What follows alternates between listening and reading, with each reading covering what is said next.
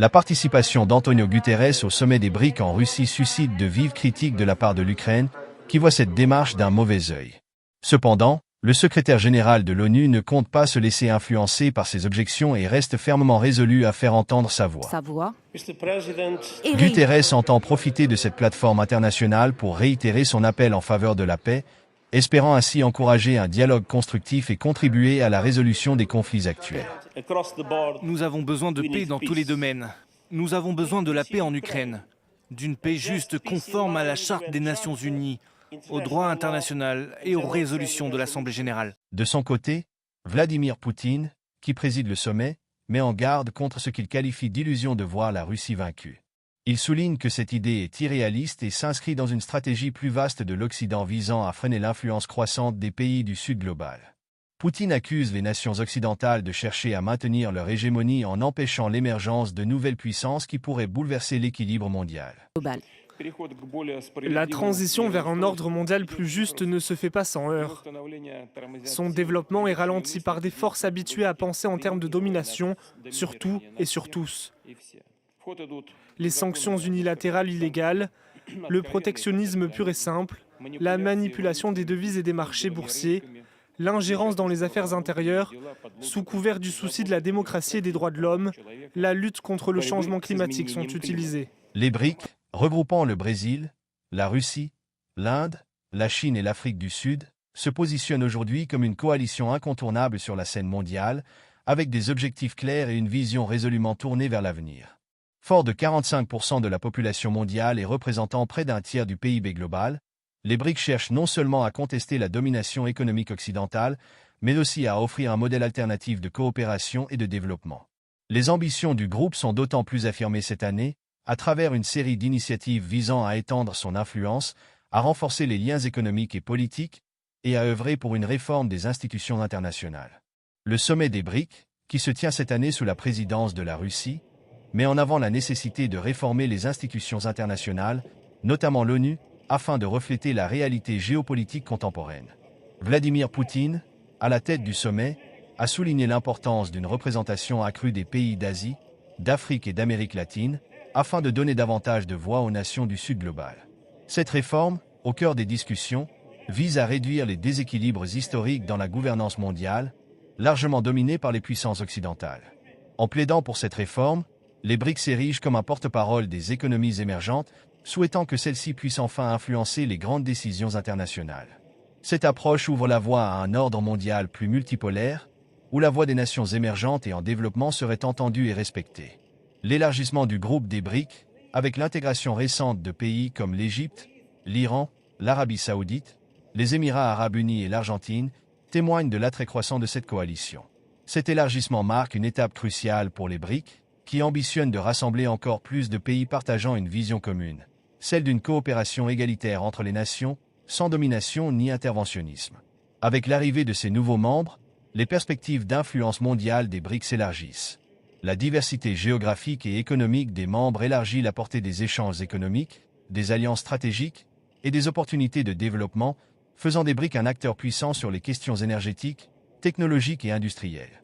Sur le plan économique, les BRICS mettent l'accent sur le renforcement des liens commerciaux et financiers entre leurs membres. Des initiatives sont en cours pour réduire la dépendance au dollar américain dans les transactions commerciales, un objectif qui a pris de l'ampleur face aux incertitudes économiques mondiales. Le développement d'un système de paiements alternatifs en monnaie locale est discuté activement, facilitant ainsi les échanges directs entre les pays membres sans passer par les monnaies occidentales. Cette démarche pourrait non seulement renforcer la résilience économique des BRICS, mais aussi servir d'exemple pour d'autres pays en développement.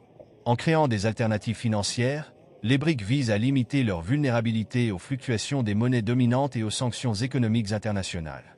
Ce projet, encore en développement, est déjà perçu comme une étape historique vers une autonomie financière collective. Un autre pilier central des BRICS est la coopération technologique et scientifique. En effet, les membres du groupe investissent massivement dans la recherche et le développement, que ce soit dans le domaine des technologies de l'information, de l'intelligence artificielle ou de l'énergie verte.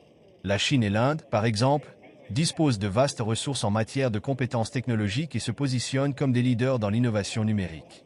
En favorisant les échanges de connaissances et en collaborant sur des projets de recherche communs, les BRICS créent un environnement propice à l'innovation. Des partenariats sont également envisagés dans le domaine de la santé, avec des projets conjoints pour renforcer la capacité des pays membres à répondre aux crises sanitaires, à améliorer les infrastructures de santé et à partager les avancées médicales. L'un des thèmes centraux du sommet est également la transition énergétique et le développement durable. Les BRICS, conscients des défis posés par le changement climatique, s'engagent dans des initiatives pour promouvoir les énergies renouvelables et réduire les émissions de gaz à effet de serre. Le Brésil, avec ses vastes ressources en biodiversité et en énergie renouvelable, joue un rôle clé dans ces discussions, tout comme la Russie, qui dispose de ressources énergétiques majeures. En investissant dans des projets d'énergie propre et en partageant leurs technologies, les BRICS travaillent à la fois à la préservation de l'environnement et à l'autonomisation de leurs économies. Ces initiatives permettent non seulement de répondre aux besoins énergétiques des pays membres, mais aussi d'exporter des solutions innovantes vers d'autres régions du monde, consolidant ainsi leur influence en matière de développement durable. Les BRICS se distinguent par leur approche de la diplomatie, qui privilégie le respect des souverainetés nationales et encourage la coopération sans ingérence. Cette philosophie est au cœur de leur politique étrangère collective, en contraste avec les interventions plus fréquentes des puissances occidentales. En adoptant une position de non-ingérence, les BRICS offrent aux pays en développement un modèle de partenariat basé sur l'égalité et le respect mutuel. Cette diplomatie inclusive est particulièrement appréciée par les nouvelles adhésions, qui voient en les BRICS un espace d'échange et de dialogue où les intérêts de chaque nation sont pris en compte. À travers cette dynamique, le groupe espère attirer encore plus de pays du Sud global, créant ainsi une coalition encore plus large et plus puissante. L'impact potentiel des BRICS sur l'ordre mondial est immense.